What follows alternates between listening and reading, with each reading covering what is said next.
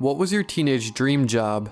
Not your dream job with a salary and a 401k, but the one you wanted as a teenager. Mine was a pizza delivery driver. I've always enjoyed the solitary act of driving, no matter how short the drive, and pride myself on not having to rely on a GPS. I didn't get an opportunity to realize my teenage dream until I was a junior in college. The college I went to was a mid-sized university in a tiny Appalachian town. Starting the junior year, I was allowed to have a car on campus, and I knew the first thing I would do would be to quit my dining hall career and find a new one delivering pizzas. Sadly, there were only a couple of pizza places in town, and driving jobs there were fairly competitive. I settled for a position at a bar that was just starting to roll out a food delivery service. I was the only driver, and worked virtually every day. The bar hoped to break into the small but competitive delivery market by delivering to locations other places wouldn't. The town may have been tiny, but the county and townships surrounding it were expansive. Little homes and hamlets spread across the hills, and connected by only county roads. My dream job was everything I hoped it to be. A few months in, however, I received a peculiar call near close. "Are you delivering at this late hour?" A man's voice on the other end of the line asked.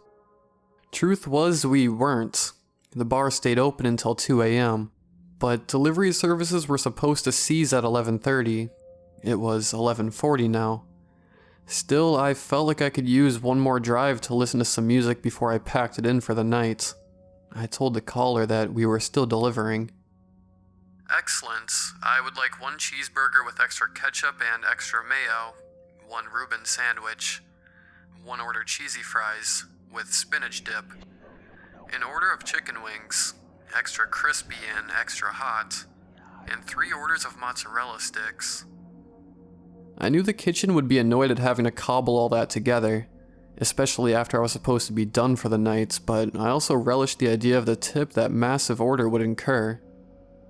The man on the line gave me an address and hung up. Once the order was ready, I grabbed the mass of food, which had been divvied up into 3 plastic bags, and got into my car. I punched the address the man had given me into my phone, and was delighted to see it was close to 25 minutes away.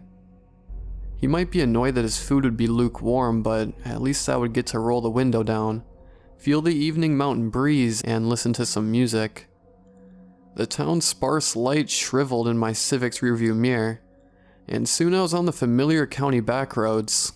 It was brutally, beautifully dark. I sped on. After 20 minutes or so, my GPS indicated that I was about to arrive. The darkness and the surrounding woods were still thick, but I saw a glimmer of light just ahead. The light was coming from streetlights in a tiny parking lot in front of a building that looked like a small office plaza. As I entered the lot, my headlights revealed a sign that read, Appalachian Hospice. This confused me. The man on the phone didn't sound elderly or infirm. Perhaps he was part of a family paying a late-night visit to a grandparent, or maybe even an orderly just starting his shift. The former was more likely, as he had provided me with a room number. I parked in the lot, close to the front. Mine was the only car visible. I made my way to the front entrance. The air outside was humid and crisp. I was expecting an intercom system, but all I saw was a single glass door leading to a dimly lit room, the outline of a desk behind it.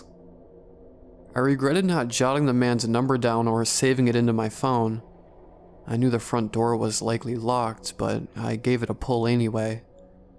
To my surprise, it opened and I entered the facility. I had been lucky enough at this point in my life to have never entered a hospice. This was my first time, and I was immediately struck by how oppressive it seemed. The air was warm and stale. The lights were dim because it was after hours, but I got the sense that it wouldn't feel much more welcome in the daytime anyway. It appeared to be a reasonably well cared for place, but the specter of death inside was unmistakable. Light sweat began to trickle down the back of my neck. No one was there to greet me at the front door. The guard or receptionist station was empty, though the computer monitor inside it was on. There were hallways on either side of me. I chose the one that I thought was more likely to have room 12 and made my way down it. As soon as I crossed the threshold into the hallway, the noises began. Crackling moans and whimpers made their way to my ears. It wasn't the moan of someone in pain, but the moan of someone, I don't know, worried. Still, I continued on. I had food to deliver and a tip to collect. The crying crescendoed as I neared room 9. The doors of the other rooms had all been closed, but I could see that this one was open. Despite my fear and discomfort, the logical part of me knew that this was nothing paranormal. This was a place where people came to die. Arguably, these moans of despair were the most normal thing imaginable given the circumstances. That didn't mean the noise didn't frighten me. My curiosity was stronger than my fear, though, and I took a peek inside the room. I covered my mouth, knowing it wouldn't save me from anything contagious. There was an impossibly withered, wasting, frail old man lying on a plain gurney. His eyes were shut tightly and his little hands gently clasped a blanket under his chin. His face and fingers looked taut and strained, and he was shivering. This is normal, I reminded myself. This is what dying is, and he's in the right place to do it. I was only 3 doors away from my destination. I decided that I would deliver the food, and then on my way out would head down the other hallway and notify a doctor that a patient was in distress. A few big strides later, I finally reached room 12. Like 9, this one was open. I cautiously took a look inside and did not see anyone. There was an empty gurney before me, but it looked like someone had been there moments before.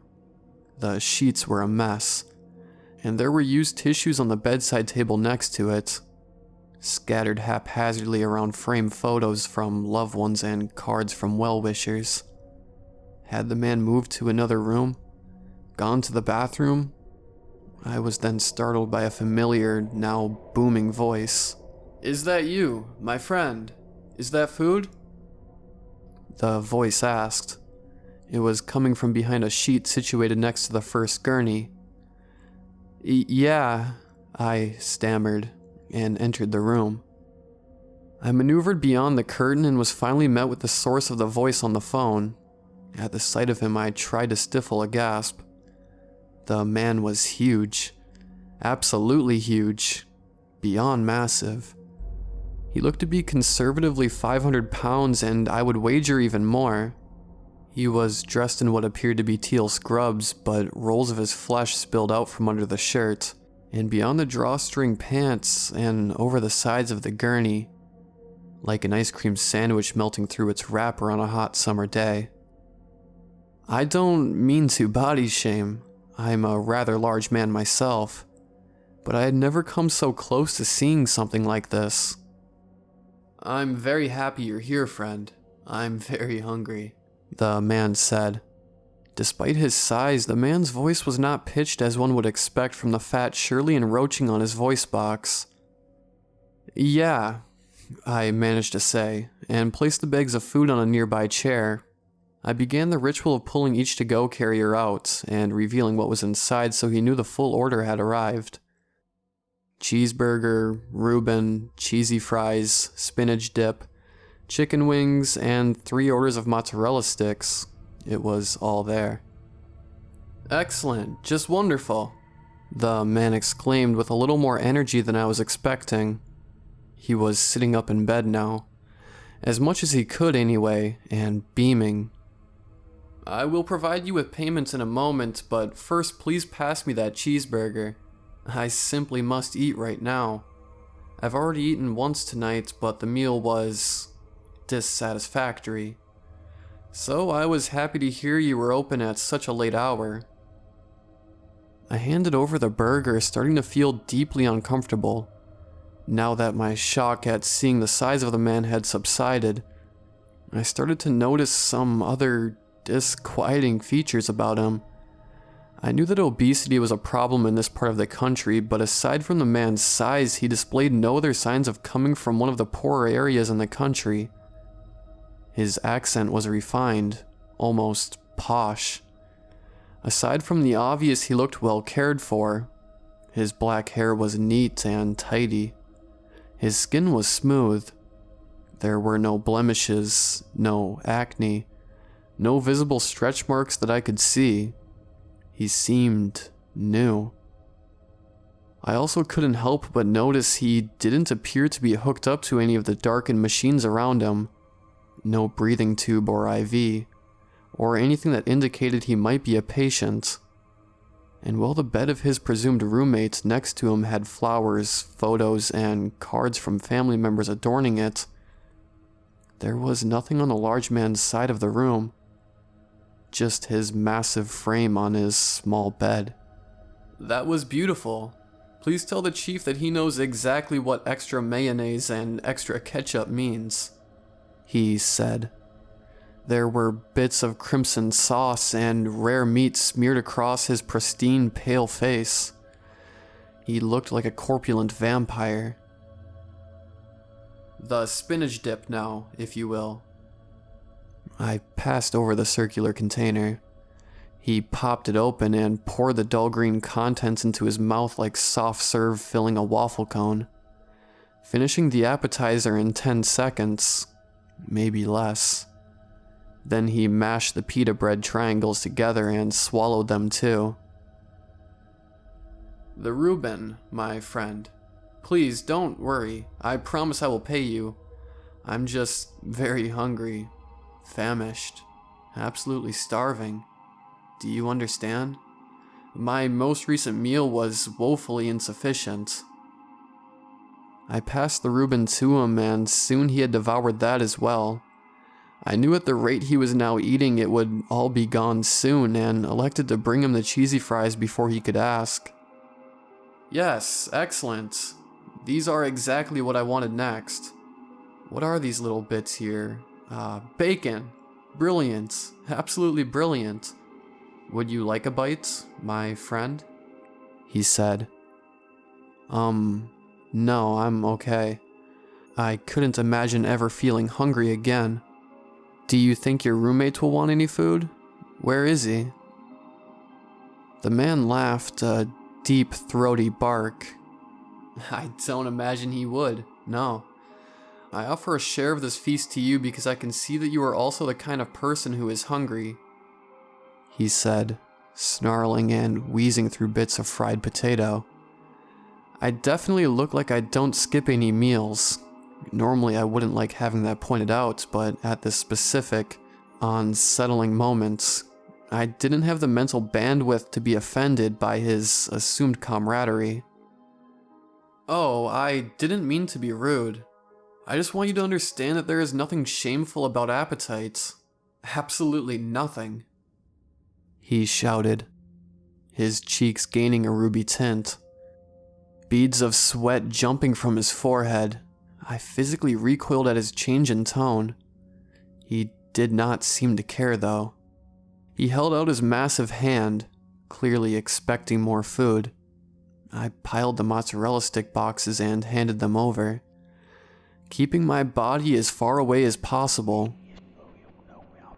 "Ah, yes, fried perfectly. Wonderful. No, what I mean is, my friend, is that I suspect people have told you all your life to watch what you eat. I know they used to with me. Used to.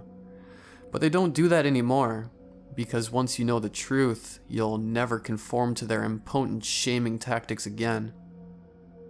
He tore apart the breaded sticks as he spoke, marveling at the cheesy contents within. He shoved the remaining mush into his mouth 3 at a time in between his words. At the conclusion of his statement, opened up the tiny containers of marinara and downed them like shots of liquor. "The truth?" I squeaked, as I handed over the chicken wings. "That we are here to consume. We are born empty, and every moment we spend not filling ourselves is a moment wasted. Listen to your appetites, my friend. Listen to the hunger," Eat, consume, eat, consume. Eat again and again. Eat whatever you want. I was silent. I had no more food to give him. Well, looks like I've consumed close to enough for now. He laughed, his beaming face covered in discolored food sludge. He really did look like the happiest man in the world. What do I owe you, friend? 68.70. The man reached down to his bedside table, again with uncommon grace, opened the drawer and pulled out a single, immaculate $100 bill. Here you go, my son. You can keep the change. Promise me that you'll follow your hunger. Yeah, thank you. I will. Have a good night. I accepted the money and backed away until I was behind the man's curtain. He kept his large, watery eyes on me, smiling the whole time. As I exited the room, I could have sworn I saw small red stains on the empty, disheveled bed by the door. I was shell-shocked and disturbed as I made my way back down the hallway. I wanted to get back to my car and then back to the dishes awaiting me at the restaurant as soon as possible. I had all but forgotten the whimpering man in room 9, but when I neared the door, I suddenly remembered my internal promise to check back in on him. I peered into the room and felt my guts plummet. The frail old man was on his side now, facing the door, his arms crisscrossed between his shoulders and his milky eyes wide open in absolute terror. He did not seem to register that I was in the doorframe. He whispered aloud to no one in particular, voice trembling. It is hungry. It is hungry. It is hungry.